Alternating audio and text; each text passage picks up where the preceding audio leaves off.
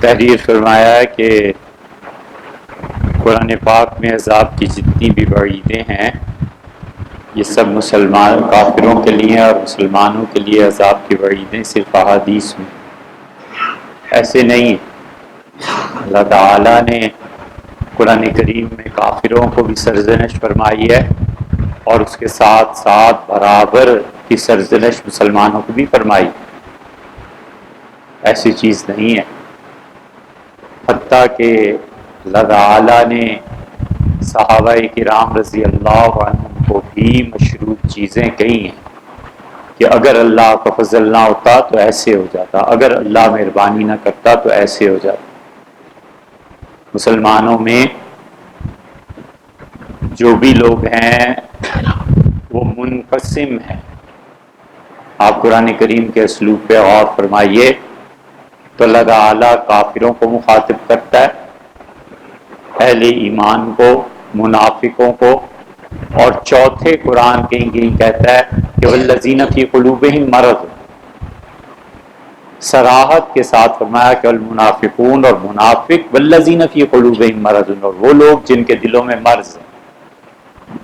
اگر یہ دلوں کے مرض والے کافر ہوتے تو اللہ انہیں کافر کہتا، اللہ اس کیٹیگری میں نہیں آتا. اگر یہ لوگ منافق ہوتے تو منافقوں کے بعد پھر ان کو گننے کی فوراً ایک واو کے لفظ کے ساتھ ضرورت ہی کیا ہے؟ اسی اللہ تعالیٰ بار بار کہتا ہے کہ ان کے دلوں میں مرض ہے، ان کے دلوں میں مرض ہے. اس سے مراد کبھی منافق بھی ہوتے ہیں اور کبھی منافق نہیں، فاسق ہوتے ہیں. منافق اور فاسق میں فرق یہ ہے کہ منافق عملاً اگر معاذ اللہ کفر کا قائل ہو عملاً، عقیدتاً، عملاً نہیں عقیدتاً، تو ہم اسے کیا کہہ سکتے ہیں؟ کچھ بھی نہیں. ہمارے نزدیک وہ مسلمان ہی ہے.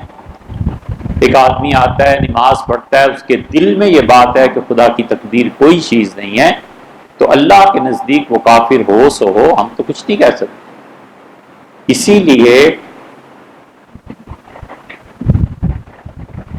حضرت رسالت مآب صلی اللہ علیہ وسلم کے زمانے میں منافقوں کا بھی یہ حال تھا کہ عبداللہ ابن مسعود رضی اللہ عنہ فرماتے تھے کہ ان میں سے کوئی بستر مرگ پہ پڑا ہوا ہوتا تھا اور دو آدمیوں کے کندھوں پہ ہاتھ رکھ کے بھی مسجد آ سکتا تھا تو بھی جماعت نہیں چھوڑتا تھا، اس خوف سے کہ اس پہ نماز کے ترک کی تہمت نہ لگ جائے.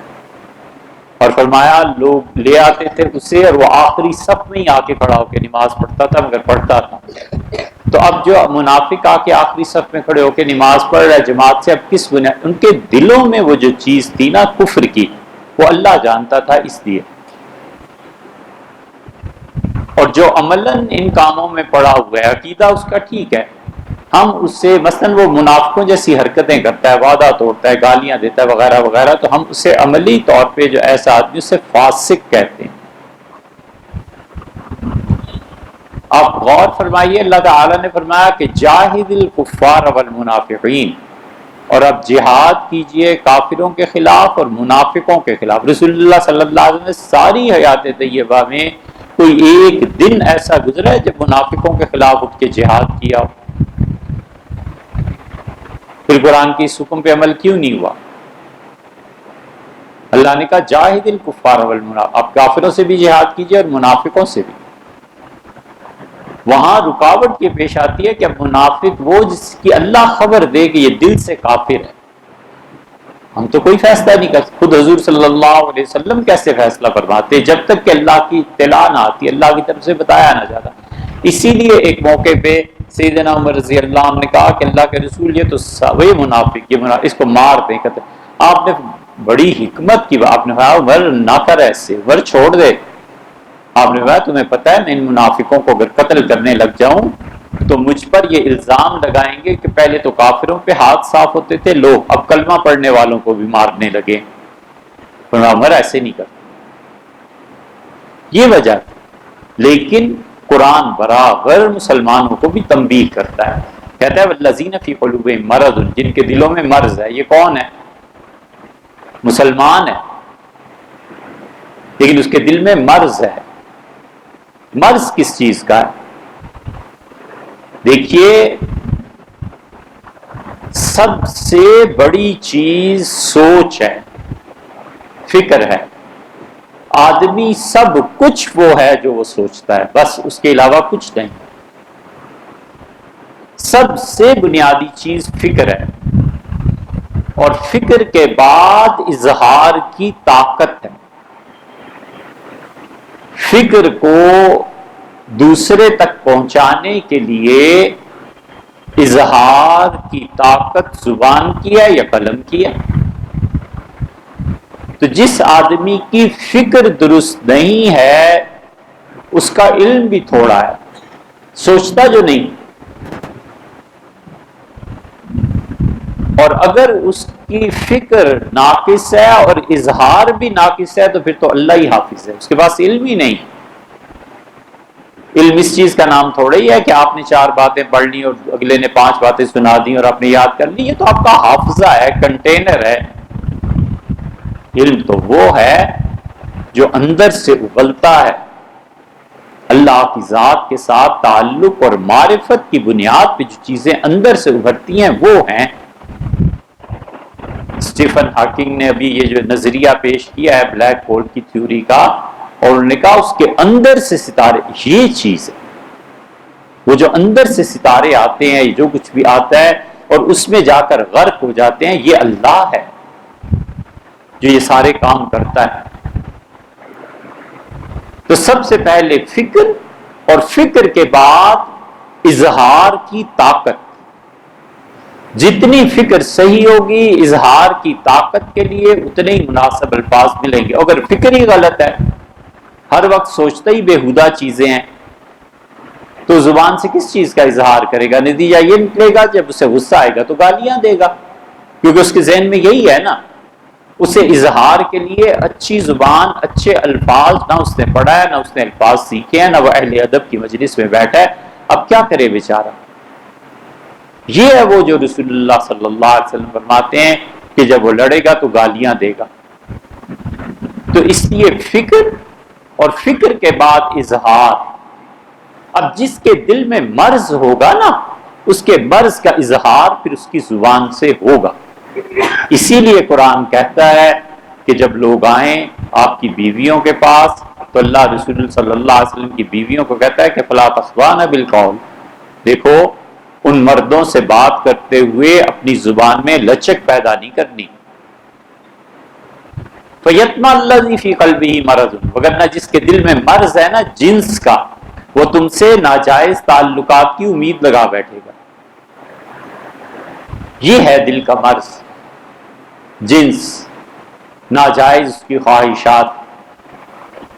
نتیجہ یہ نکلتا ہے کہ وہ زبان سے بھی ایسے ہی جملے ادا کرتا ہے، کیونکہ سوچ نتھری بھی اور صاف نہیں ہے. اللہ کہتا ہے کہ جن کے دلوں میں مرض ہے پھر وہ ایسی حرکتیں کریں گے، پھر تم سے زبان سے ایسے جملے کہیں گے. تو دل کا مرض آ گیا نا. یہ مسلمانوں کو بھی تنبیہ ہے. اسی لیے قرآن برابر مسلمانوں کو سمجھا یہ کام کرنا ہے، یہ نہیں کرنا. وَتُعَزِّرُوا وَتَوَقِّرُوا وَتَوَقِّرُوا، اور دیکھو ہمیشہ حضور اقدس صلی اللہ علیہ وسلم کی عزت کرنی ہے، ہمیشہ ان کا احترام کرنا ہے، وغیرہ وغیرہ. قرآن نے بالکل مسلمانوں پہ بھی وعیدیں. یہ آپ کیا کہتے ہیں، بڑی مشہور صورت اَرَأَيْتَ الَّذِي يُكَذِّبُ فَذَلِكَ الَّذِي يَدْعُو، اس میں جو اللہ نے فرمایا وَلَا يَحُضُّ عَلَىٰ طَعَامِ الْمِسْكِينِ، اور ایسے نالائق ہیں کہ غریبوں کو کھانا کھلانے کی بات بھی نہیں کرتے. اس میں مسلمان بھی تو شامل ہیں. اللہ نے فرمایا دوسرا مقام ہے لولا ينهاهم الربانيون، یہ جو ان کے یہودیوں کے بڑے بڑے مذہبی رہنما اور ربائز ہیں، اور جو خدا کی عبادت کے لیے بناتے ہیں سینیگاگ، جو لولا ينهاهم الربانيون عن قولهم الاثم، یہ لوگوں کو کیوں نہیں اپنے واعظ میں کہتے کہ جھوٹ مت بولو. وَأَكْلِهِمُ السُّحْتَ، اور حرام کا پیسہ نہ کھاؤ. مذہبی قیادت اگر پیسے پہ پلنے لگے اور مذہبی قیادت کو حرام کے چندے اور صدقے ملنے لگے تو وہ اپنے مفادات کی خاطر ان کے خلاف کیوں بولے گی بھئی؟ اللہ نے کہا ہے لَبِئْسَ مَا كَانُوا بہت ہی بری حرکت کرتے ہیں. یہ مسلمانوں کے لیے نہیں ہے. علماء کو چاہیے کہ وہ سچ کی تلقین کریں. علماء کو چاہیے کہ وہ لوگوں کو کہیں کہ یار حرام ہے، چھوڑو اسے، حرام کا مال نہیں کھانا. لیکن یہ جب کریں مسلمان مذہبی طبقہ، جب وہ خود اس پہ ملوث تھا. وَيْلٌ لِّكُلِّ ہُمَزَةٍ لُمَزَةٍ، برباد ہو گیا ہر وہ آدمی جو تانے دیتا ہے پلٹ پلٹ کے. آپ سے ذرا سی نصیحت کی بات کرتے ہیں، اپنی اوقات دے، تم بھی ایسے فلانا فلانا. جمع مالم وعددہ، پیسے جمع کرتا ہے اور گنتا رہتا ہے. یہ ساری مسلمانوں ہی کے لیے تو آیات ہیں، اس لیے مسلمانوں کو حدیث میں ہی نہیں قرآن نے بھی ڈانٹا ہے. مفسرین کے یہاں اصول کہ ہر سورت کا آخری رکوع سورت کا خلاصہ ہوتا ہے، اور آخری رکوع کا خلاصہ، آخری لفظ، آخری سب غلط، سب جھوٹ ہے، کچھ بھی نہیں، ایسے ہوتا ہی نہیں. قرآن کی کتنی سورتوں کی آخری آیات اور آخری رکوع ہیں، اللہ نے بات ہی کہیں کی اور کر دی ہے. سورہ حج کا آخری رکوع دیکھ لیجئے، وہاں کون سا خلاصہ ہے؟ سورہ حج میں اللہ نے کیا احکامات بیان. سورہ نور کو دیکھ لیجئے، ساری حدود اور تعزیرات کے بارے میں اللہ نے نازل فرمائی ہے. آخر پہ پہنچ کے منافقین کا تذکرہ آ گیا. یہ بالکل کوئی بات نہیں ہے ایسی. حدیث درست ہے کہ حضور صلی اللہ علیہ وسلم نے صحابہ کو بتایا کہ کسی فرشتے کو دیکھنے جائیں تو فلاں صحابی کے گھر میں چلے جائیں، وہاں کسی کی شکل میں تیمارداری کے لیے فرشتے آئے. سب جھوٹ ہے. نہ حضور صلی اللہ علیہ وسلم کو خدا نے کہا، نہ وہ گئے، نہ فرشتے انسانی صورت میں. ایسے ہی فضول بات. کیا یہ حدیث درست ہے کہ رسول اللہ صلی اللہ علیہ وسلم نے جانور کی دوائی بنانے کے لیے منع کیا کہ مینڈک کو ذبح نہ کیا جائے؟ کوئی ایسی بات نہیں بھیا، سب جھوٹ ہے. ایسی آفت آ گئی ہے، دبا کے جھوٹ بولتے ہیں رسول اللہ صلی اللہ علیہ وسلم پہ. نہ کوئی پوچھنے والا ہے، نہ کوئی کہنے والا ہے، نہ کوئی ٹوکنے روکنے والا ہے. جس کو دیکھو حدیث. پہلے حضرت علی رضی اللہ عنہ کے قول بہت زیادہ آیا کرتے تھے. حیرت ہوتی تھی کہ سیدنا علی رضی اللہ عنہ نے یہ کہاں سے یہ بات کہی ہے.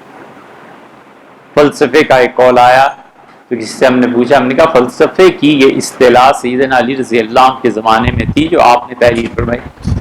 دبا کے جھوٹ بولتے ہیں سیدنا علی. اب حضور صلی اللہ علیہ وسلم کی معاذ اللہ انہوں نے باری لگا لی ہے. ایسی من گھڑت اور جھوٹی روایات کوئی سر پیر ہی نہیں. حضور صلی اللہ علیہ وسلم ایک جگہ جایا کرتے تھے، بوڑھی عورت تھی اور اس کی تیمارداری کرتے تھے، اس کے گھر کی صفائی کرتے تھے. لا حول ولا قوت الا باللہ، سب جھوٹ. کوئی ہے شرم حیا کہ رسول اللہ صلی اللہ علیہ وسلم کسی عورت کے گھر میں جھاڑو دیں؟ نبوت کتنی عظیم چیز ہے، وہ معاذ اللہ. حضور صلی اللہ علیہ وسلم ایسے نہیں. نبی کریم صلی اللہ علیہ وسلم متعلق جو آیا ہے کہ اپنا جوتا گانٹھ لیتے تھے تو گھر میں چپل کبھی کوئی ٹوٹ گیا، کبھی کوئی ڈانکا کوئی چیز کر لی، ایسے ہے. حضور صلی اللہ علیہ وسلم اپنی جسم مبارک لباس سے جوئیں نکال دیتے تھے. وہاں جوئیں پڑتی کہاں تھیں؟ ایک عام آدمی آپ کو اب 50 60 70 سال کی عمر کے مل جائیں گے، ان سے پوچھو کبھی جوئیں پڑی ہیں؟ کہتا ہے جی ساری زندگی صاف ستھرے رہے، جوئیں کیوں پڑے؟ حضور صلی اللہ علیہ وسلم صرف اتنی سی بات ہے حدیث میں کہ حضور صلی اللہ علیہ وسلم جوئیں دیکھ لیا کرتے تھے. یعنی عام پبلک سے جب اٹھ کے آتے تھے تو اپنے کپڑوں کو دیکھ لیتے تھے کہ کوئی کیڑا، کوئی جوں کچی زمین سے کسی آدمی سے میری طرف منتقل نہ ہو گئی ہو. بس یہ بات. اس لیے یہ جتنے واعظ ہیں نا، یہ دین کو ثابت کرنے کے لیے جھوٹ گھڑتے ہیں اور رسول اللہ صلی اللہ علیہ وسلم کے نام پہ لگا دیتے ہیں. ہم کہتے ہیں یار اگر تمہارا دین اس جھوٹ کا محتاج ہے نا، اور جھوٹی روایتوں سے ہندوؤں کی طرح خدا کی خدائی اور رسول صلی اللہ علیہ وسلم رسالت ثابت کرنی ہے تو تمہیں ضرورت ہی کیا ہے؟ آخر اس دین کی چھوڑ کیوں نہیں جاتے؟ ہے کوئی شرافت؟ یہ دین کوئی جھوٹ پہ مشتمل ہے؟ یہ دین کوئی باطل روایات پہ مشتمل ہے؟ اسی لیے اس قسم کے لوگ 10 12 15 بیانات یاد کر لیے، ہر مرتبہ ایک نیا جھوٹ بیچ میں شامل کر دیا. آپ لکھیں ان کے بیانات اور جا کے پوچھیں، اول تو جانے کوئی نہیں دے گا، پر تم چلو پہنچ بھی تو کہیں حضرت یہ حدیث چاہیے، یہ کہاں آئی ہے؟ کوئی ثبوت نہیں، کچھ نہیں. کہاں سے؟ بزرگوں سے، فلانے سے. اے حضرت بزرگ جو تھے وہ حضور صلی اللہ علیہ وسلم سے متصل روایات بیان کرتے تھے. حدیث کی کسی کتاب میں دکھائیے نا کہ کہیں آیا ہو. یہ مینڈک والی جو آپ نے روایت لکھی ہے یہ حکیموں کی کتابوں میں مل جائے گی. مگر اصلاً حضور صلی اللہ علیہ وسلم نے کوئی ایسی بات نہیں. نبی کریم صلی اللہ علیہ وسلم کی اس کے برعکس حدیث موجود ہے. صحیح حدیث مسلم میں آیا ہے. یہ ہے علم کی بات. آپ نے فرمایا چھپکلی کو مارو اور جو پہلے ہی نشانے میں مار دے گا اسے 100 نیکیاں ملیں گی اور جو دوسرے میں مارے گا اسے 60 نیکیاں ملیں گی. اور رسول اللہ صلی اللہ علیہ وسلم نے اس چھپکلی کی فطرت کی طرف اصل میں اشارہ فرمایا. فرمایا ابراہیم علیہ السلام کے لیے جب آگ لگائی گئی تو یہ جا کے اس میں پھونکے مارتی تھی کہ یہ بڑھ کے آگ. وہ جو لفظ آیا ہے نا اس لفظ کے دونوں معنی ہیں اردو میں, مینڈک بھی اور چھپکلی بھی. تو اس لیے اردو ترجمے میں اختلاف ہے کہ مینڈک کو مارنے کا حکم دیا ہے یا چھپکلی کو. خدا کی توفیق سے جو 2-4 چیزیں دیکھی اندازہ یہ ہوا کہ چھپکلی کو اصل میں مارنے کا حکم ہے, لیکن مینڈک کو اگر کوئی مارے گا اس لیے کہ وہ حدیث پر عمل کرے گا تو وہ بھی قول ہے. حضور صلی اللہ علیہ وسلم کیوں منع فرماتے مینڈک کے ذبح کرنے سے؟ دوسری طرف یہ صحیح حدیث ہے. اسی لیے ام المومنین عائشہ رضی اللہ عنہا نے اپنے حجرے میں ایک لمبا بانس اور اس کے آگے انی لگا دی تھی نیزے کی, اور جہاں کوئی چھپکلی نظر آتی تھی ایسے مار دیتی تھی یا کسی کو کہتی تھی اسے مار دے. حضور صلی اللہ علیہ وسلم نے مارنے کا حکم دیا.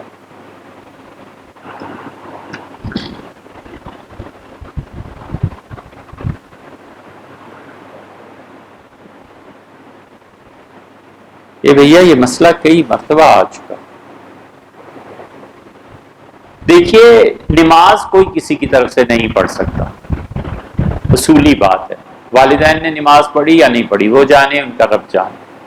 آپ ان کی طرف سے نماز نہیں پڑھ سکتے.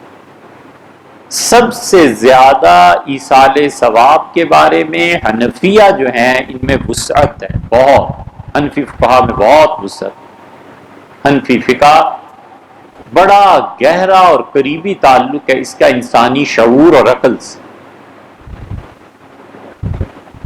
اس لیے حنفی فقہا یہ کہتے ہیں کہ آپ اپنی فرض نماز کا ثواب اپنے والدین کو کسی کو دینا چاہیں آپ کر سکتے ہیں. مثلا آپ نے نماز پڑھی اور آپ نے کہا ہے رب یہ جو نماز میں نے پڑھی ہے اس کا ثواب مجھے بھی ملے اور پوری امت کو ملے, اللہ پوری امت کو دے.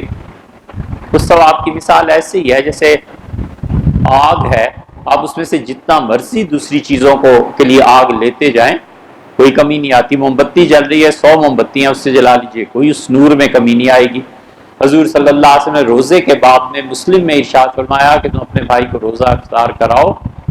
مراد یہ تھی یہ نہ سمجھنا کہ جس کے رزق کو کھا کے روزہ افطار کر رہے ہو تو تمہارے روزے میں کمی اور وہ بڑھ جائے. بلا فرمایا فلا ينقص من اجرہ شیء, اللہ دونوں کا اجر برابر رکھتا ہے. یعنی آپ نے روزہ کھلوایا تو آپ کو روزہ کھلوانے پہ بھی وہ اجر ملے گا جو روزہ رکھنے والے کو ملا. تعزیت کے متعلق کہا کہ کہیں انتقال ہو جائے کسی کا تو جاؤ اور تعزیت کرو, اور فرمایا اس کو جو غم پہنچا ہے نا جتنا اللہ نے اس کو صبر کا ثواب دیا ہے تمہارے ان چند جملوں پہ اللہ وہ صبر کا ثواب تمہیں بھی دے گا, کوئی کمی نہیں. اسی لیے سکھ, ہندو, یہودی, عیسائی کوئی بھی مر جائے تعزیت کے لیے جانا چاہیے. ہمارے یہاں ایک لیڈر گئے تھے سکھ کی تعزیت کے لیے, ہاتھ اٹھا لیے دعا کے لیے. دین پڑھا ہو تو تب نہ کیا کریں, دین بھی کرکٹر سے سیکھنا ہے اور دین بھی فلمی اداکاراؤں سے سیکھنا ہے. فقہا نے لکھا ہے کہ عیسائی, یہودی, کسی بھی غیر مسلم کی تعزیت کے لیے آپ جائیں تو اسے وہ جملے کہیں جو مناسب ہے. مثلا یہ کہ بہت افسوس ہوا, اللہ تعالیٰ آپ کو اس کا اچھا بدل دے دے, اللہ آپ کو صبر کی توفیق دے. آخرت کے لیے کوئی دعا نہیں, مغفرت کے لیے نہیں, لیکن عقلاً جو جملے آپ سمجھتے ہیں مناسب اس سے تعزیت کیجیے. اسی طرح نماز ہے فرض, آپ نے کہا اللہ ساری امت کو اس کا ثواب پہنچے, ساری امت کو خدا چاہے تو دے دے اگر قبول فرما لے تو. حنفیہ کے یہاں سب سے زیادہ یہ باب وسیع ہے, تو اس لیے آپ اپنے والدین کو اپنی فرض نماز کا بھی ایصال ثواب کرنا چاہیں کر سکتے ہیں. شامی نے یہ مسئلہ رحمت اللہ علیہ نے اچھی خاصی تفصیل سے لکھا ہے. ایک مسئلہ ہو گیا. دوسرے آپ نے دریافت فرمایا ہے کہ والدین کی نمازوں کی ادائیگی کیا اولاد کے ذمہ ہے. دیکھیں والد نے مال چھوڑا, مال میں 1/3 حصہ، 1/3 انہوں نے وصیت کر دی کہ یہ 1/3 جو میرے مال کا ہے میری نمازوں کا فدیہ ادا کیا جائے۔ اب ورثاء پہ ضروری ہے کہ 1/3 وہی استعمال کریں۔ 1 کروڑ چھوڑ دیا، 33 لاکھ روپیہ باقی ہے۔ انہوں نے والد کی نمازوں کا حساب لگایا، معلوم ہوا 20 لاکھ والد کے ذمے بنتے ہیں۔ وصیت انہوں نے کی تھی یہ 20 لاکھ اللہ کی راہ میں خیرات کر دیے جائیں۔ دن اور رات میں 6 نمازیں ہیں اور ہر نماز کا فدیہ وہ 2 کلو آٹا ہے جو والد کھاتے ہیں۔ وہ آٹا آرمی میں سستا ملتا ہے اس حساب سے، پبلک میں مہنگا ملتا ہے اس حساب سے، جس حساب سے وہ آٹا کھاتے تھے۔ 6 نمازیں ہیں، 5 فرض اور 6 وتر، 6 نمازیں ہو گئیں۔ آپ نے حساب لگا لیا 600 روپے مہینے کے، ایک دن کے بن گئے، 18,000 فرض کیجئے 20,000 مہینے کے بن گئے، اور آپ نے کہا اتنے سال کی نمازیں تھی، آپ نے حساب کر کے دے دیا۔ امید ہے اللہ اس سے معاف فرما دے۔ لیکن والد نے وصیت نہیں کی یا 1/3 اس کو پورا نہیں کرتا تو کسی کے ذمے کچھ نہیں ہے۔ 1/3 بھی اگر والد نے وصیت نہیں کی تو وہ تقسیم ہو جائے گا، کوئی اولاد کے ذمے کچھ نہیں۔ لیکن یہ کوئی بزنس نہیں ہے۔ ہوتا یہ ہے کہ اہل تشیع کے مختلف فرقے بنے آگے، ان میں سے آغا خان صاحب جو تھے، یا آغا خان ان کی ہر نسل نے کوئی بڑا کام کیا ہے، ہر نسل۔ یا آغا خان فاؤنڈیشن دیکھیں، لوگ کفر اور کیا کیا، ہم کہتے ہیں پہلے تم ایک فاؤنڈیشن بناؤ نا یہاں، پھر کہنا کہ وہاں جانا حرام ہے، خود کرنا کچھ نہیں۔ یہ آغا خان نہ بھیجو، ٹیسٹ نہ کراؤ، یہ نہ، ہم کہتے ہیں بالکل نہ کراؤ یار، تھوکو بھی نہیں، بشرطے کہ تم اپنا ایک سیٹ اپ بناؤ۔ پہلے بنائیں، آپ کیوں نہیں بناتے؟ عملی زندگی میں کچھ نہیں کرنا اور جو باقی بس۔ آغا خان کی جو پچھلی پشتیں تھیں نا، انہوں نے ایران میں کام کی، ایرانی ہے نا اصل میں تو وہیں سے ہجرت ہوئی تھی، جب ایران میں یہ مصر سعید پاشا، حلیم پاشا اور جمال الدین افغانی اور جو سارا تھا زمانے میں۔ خیر اس کے بعد یہ علی گڑھ یونیورسٹی آپ کی آغا خان والوں نے اتنی محنت کی ہے، 300 گاؤں خرید کے علی گڑھ کو دیے ہیں، 300 گاؤں۔ ہم نے تو کبھی تعلیمی ادارے کے لیے 10 کنال خرید کے نہیں دی، اور باتیں اتنی۔ انہوں نے غلطی یہ کی کہ نماز نہیں پڑھنی، نہ پڑھو۔ جتنے پیسے نمازوں کے بنتے ہیں 10 سال کے لیے، سیٹھ نے اتنے پیسے جمع کرا دیے، 10 سال کے لیے نماز سے آزاد ہو۔ غلط بات، یہ دین نہیں ہے، یہ بزنس نہیں ہے، نہ پیسے کی ایسے نماز پڑھنی۔ یا اس صورت میں پوچھ رہے ہیں جب والدین انتقال کر گئے، تو ہم نے بتا دیا کہ یہ 2 باتیں ہو گئیں۔ تیسرے، قضا کی نمازوں کا ادا کرنے کا طریقہ کیا ہے؟ یہ کئی مرتبہ بات ہو چکی، بھیا آپ سن لیجئے، کہیں نہ کہیں ریکارڈنگ میں مل جائے گا۔ پل صراط کیا ہے؟ اعمال تول لیے جائیں گے اور اعمال نامے دے دیے جائیں گے، پھر پل صراط سے گرنا اور گزرنا کیوں ہے؟ پل صراط جنت میں جانے سے پہلے ایک پل ہے، ایک برج ہے جسے عبور کرنا ہے۔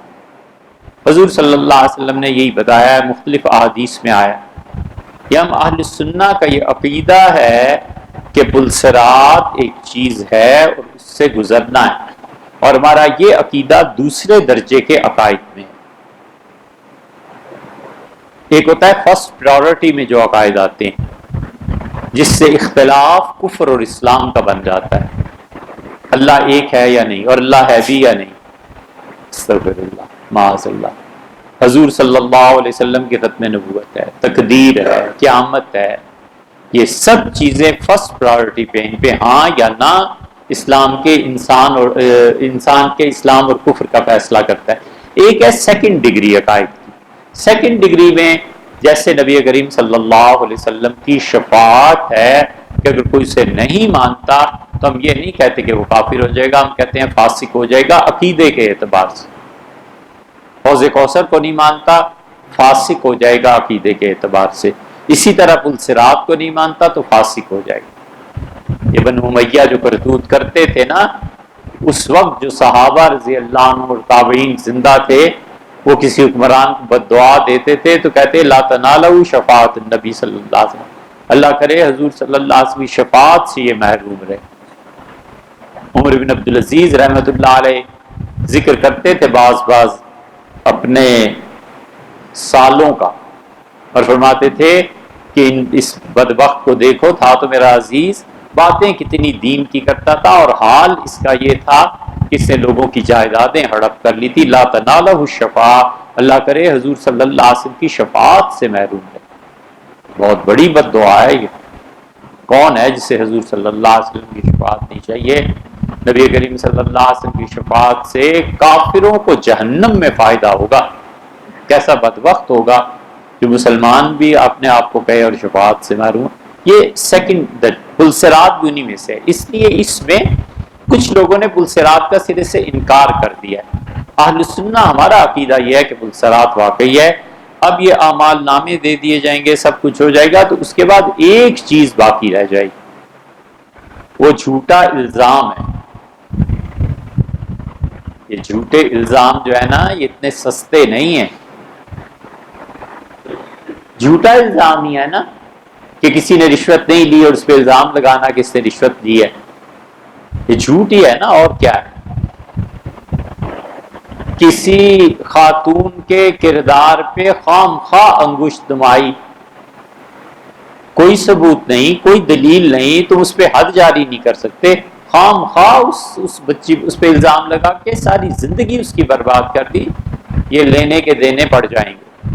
نبی کریم صلی اللہ علیہ وسلم پلسرات پہ لوگ روک لیے جائیں گے اور فرشتے کہیں گے جس پہ جو الزام لگایا تھا ثبوت دو، اور جو ثبوت نہیں ہوگا اس کہیں گے چڑھ جا اس پہ، وہ چڑھے گا پل پہ اور کٹ کے گر جائے گا جہنم۔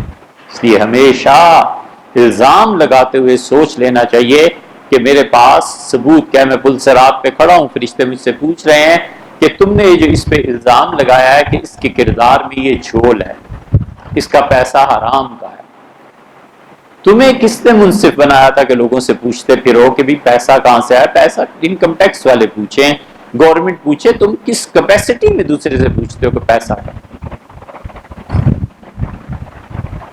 جب کوئی جواب نہیں ملتا الزام دینے لگتے۔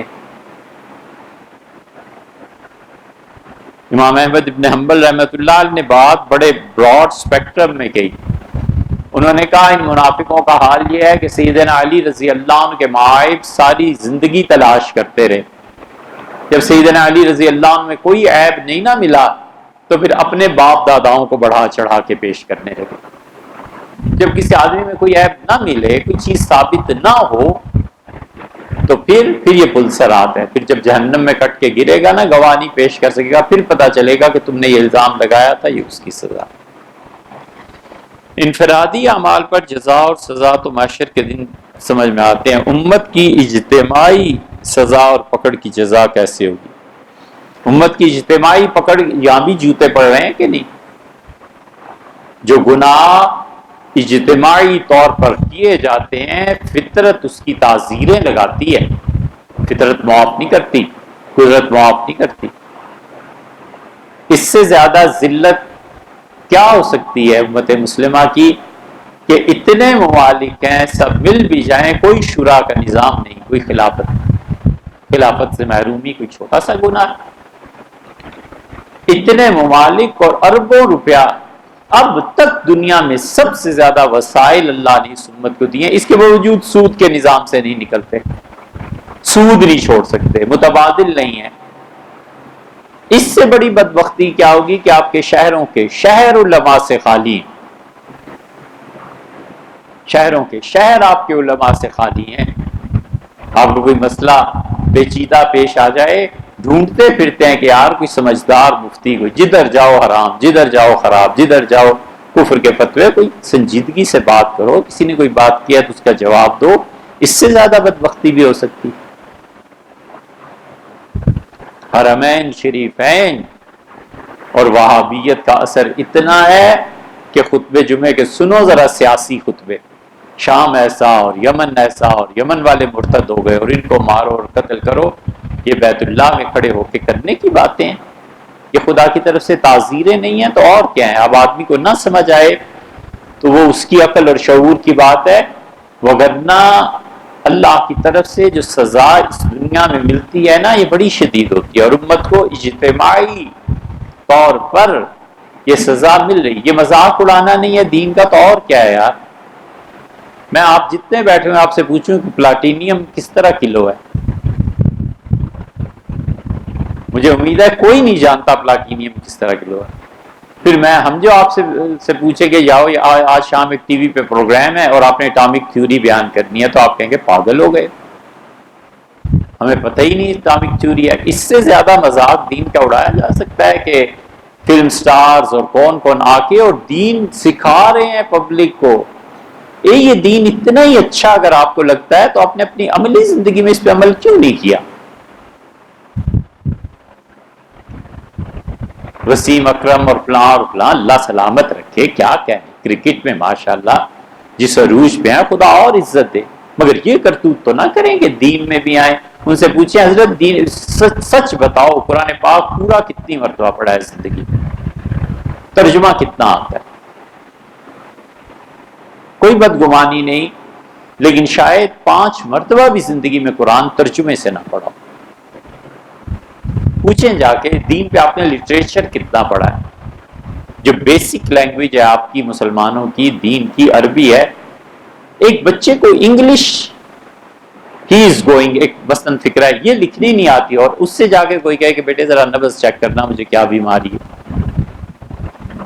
یہ دین کا مذاق ہی تو اڑ رہا ہے، اور کیا ہو رہا ہے؟ اور وہ طبقہ جو یہ کر رہا ہے وہ جوتے مار مار کے دکھا رہا ہے کہ دیکھو ہم غالب ہیں، ہم جو چاہیں تمہارے دین کے ساتھ ایسے ہم کھیل رہے ہیں، تم کیا کر سکتے؟ اور ٹائم بھی وہ رکھا ہے جو خالص اللہ کی عبادت کا وقت ہے، سحر ہے، تراویح ہے، رات ہے، رمضان کی راتیں، اللہ کے دن رات انعامات برستے ہیں۔ یہ سب کیا ہے؟ یہ فطرت کی تعزیریں نہیں ہیں تو اور کیا ہے؟ فرقہ واریت، ہم کسی فرقے سے، اے یار فرقہ واریت آپ نے خود پیدا کیا، یہ منبر آپ کا تھا، وزیر اعظم آئیں بیٹھیں خطاب کریں، صدر مملکت جائیں نا فیصل ماسک میں جمعہ پڑھائیں، بالکل ٹھیک، یہ منبر ان کا تھا، عمراء کا، خلفائے راشدین اسی منبر سے اپنی پالیسیز بیان کرتے تھے۔ جب آپ نے اس منبر کو چھوڑ دیا، اب اس کا کیا کرنا ہے؟ سعودیز نے، باقی جتنے بھی ہیں، انہوں نے کہا یہ عالم دین ہمارا نائب ہے، میں نے اپنی تقریر اسے لکھ کے دے دیا، یہ پڑھ دے گا، وہ یہی کر رہے ہیں۔ کیا مجال ہے اس سے ہٹ سکیں؟ وہ جو بادشاہ حکمران وقت چاہتا ہے ممبر سے وہی بات کی جاتی، یہی ہے نا ان کے یہاں سسٹم۔ آپ اس سسٹم کو کر لیں، لیکن آپ کر کیسے سکتے ہیں؟ آپ کو تو ووٹ چاہیے، اور ووٹ آئیں گے جمعے کے یا اجتماعات سے یا مجموعوں سے، آپ کیسے؟ اور خود بھی نہیں کرنا۔ پھر جب آپ نے ممبر کو خدا حافظ کہہ دیا تو جو بیٹھے گا، جو اس کی سمجھ ہے اسی کے مطابق جو اس نے پڑھا ہے وہی بات، پھر فرقہ واریت کا آپ کس کو تانا دیتے ہیں؟ آپ اپنا قصور نہیں سوچتے کہ ہم نے کیا کیا؟ خانہ خالی رہا دیو می گیرت، جب گھر خالی ہو جائے تو جنات بسیرا کر لیتے ہیں۔ یہ تھوڑی تعزیر ہے کہ آپ اس قابل ہی نہیں ہیں کہ آپ آ کے اس ممبر پہ بیٹھ کے بیان کر سکیں۔ یہ محرومی، اور اللہ نے جو مسجد سے نکال دیا اور ممبر سے نکال دیا، یہ تھوڑی محرومی ہے۔ حساس طبیعت تھی عمر بن عبدالعزیز رحمۃ اللہ علیہ کی۔ عمر بن عبدالعزیز رحمۃ اللہ علیہ 10 سال مدینہ منورہ کے گورنر رہے، اتنی زبردست کارکردگی تھی کہ خلافت نے واپس بلایا۔ جب گرامی نامہ خلافت کا آیا ہے کہ آپ کی مرکز میں ضرورت ہے، آپ آئیے، تو عمر بن عبدالعزیز رحمۃ اللہ علیہ رو پڑے، اور وہ خط لے کے مدینہ منورہ میں بڑے بڑے لوگوں کے پاس گئے، صحابہ اور تابعین رضی اللہ عنہ کے پاس، اور کہا حضور صلی اللہ علیہ وسلم نے فرمایا تھا میرے شہر سے منافق نکل جائے گا، میں کہیں وہی منافق تو نہیں ہوں جسے اس شہر سے نکالا جا رہا ہے، مرکز نے بلا لیا ہے، میں کہیں منافق تو نہیں ہو گیا، حضور صلی اللہ علیہ وسلم کی بات میرے بارے میں تو نہیں ہے۔ حساس تھی نا طبیعت، جانتے تھے، آنکھیں کھول کے جیتے تھے۔ بڑی مصیبت یہ ہے کہ ہم آنکھیں کھول کے مشاہدہ نہیں کرتے اور مشاہدے کے نتائج پر غور نہیں کرتے۔ ہمیشہ آنکھیں کھولو، زبان بند رکھو، مشاہدہ کرو، اور مشاہدے کے بعد اعمال کے نتائج پر غور کرو کہ ہو کیا رہا ہے۔ خطبہ کس طرح سننا چاہیے اور اس میں کس طرح بیٹھنا چاہیے. بیٹھنے کی ہے بس کہ ادب احترام سے خطبہ سنا جائے. خطبے کی اچھی چیزوں میں سے مستحبات میں سے ہے کہ بیٹھ کے سنا جائے. دو زانو بیٹھے یا جس طرح بھی بیٹھے. حضور صلی اللہ علیہ وسلم ایک البتہ نشستی جسے پسند نہیں فرماتے تھے، وہ یہ کہ آدمی دونوں گھٹنے کھڑے کر لے اور ایسے ہاتھوں سے باندھ کے بیٹھ جائے. تو رسول اللہ صلی اللہ علیہ وسلم کسی کو دیکھا تھا تو فرمایا یہ غفلت کی علامت ہے، ایسے نہ بیٹھو. جیسے بھی ادب احترام سے آدمی بیٹھے، کوئی پابندی نہیں ہے. دو زانو بیٹھنا بھی ضروری نہیں.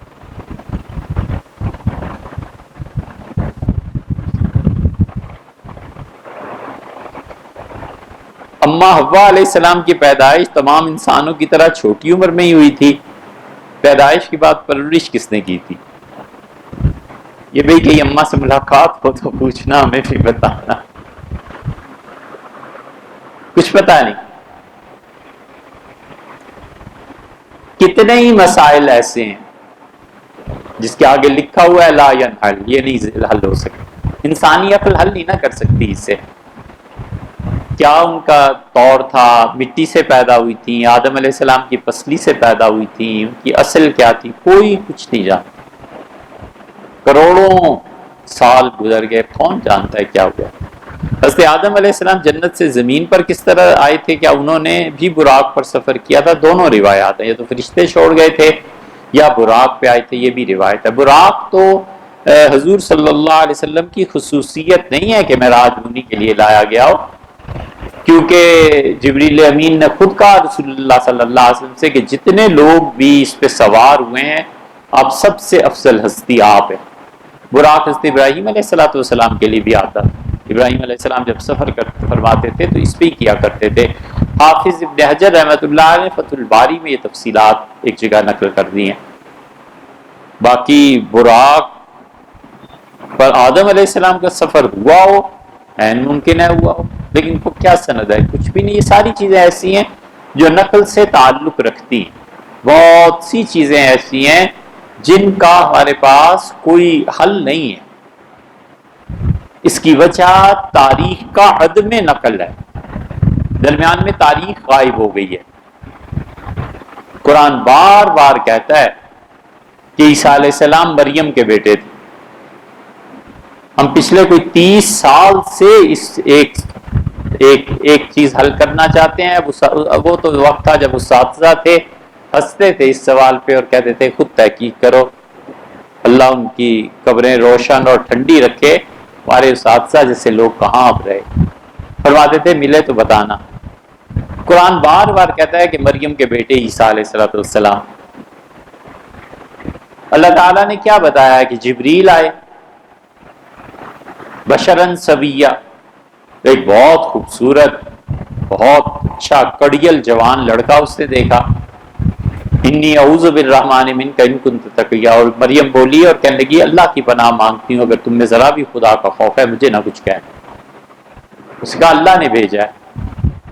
لِأَهَبَ لَكَ غُلَامًا زَكِيًّا، ایک اچھے بیٹے کی خوشخبری لے کے آیا ہوں آپ کے لیے.